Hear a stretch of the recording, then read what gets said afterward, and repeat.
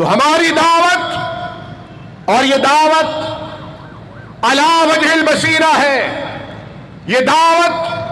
عقل کی کسوٹی پر بھی پوری اترتی ہے،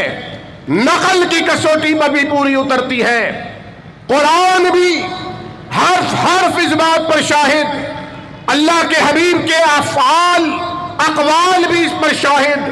1,44,000 صحابہ کرام کا تعامل بھی اس پر ثابت، اولیاء اعظام کا عمل اس پر ثابت، تابعین، تبع تابعین، مفسرین، شارحین، محدثین کا عمل اس پر موجود۔ اور میں اگر یہ کہوں تو واللہ غلط نہ ہوگا، اہل حدیث کی دعوت وہی دعوت ہے جو جناب ابو بکر صدیق کی دعوت تھی، اہل حدیث کی دعوت وہی دعوت ہے جو جناب فاروق اعظم کی تھی، جو عثمان غنی کی تھی، جو علی حیدر کرار کی تھی، جو حضرت حسنین کریمین کی تھی، جو امیر معاویہ کی تھی۔ اہل حدیث کی دعوت وہی دعوت ہے جو حضرت امام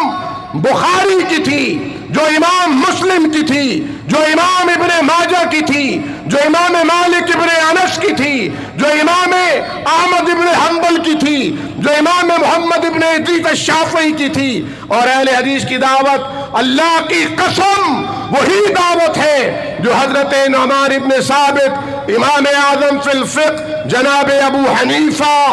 رحمت اللہ علیہ کی تھی۔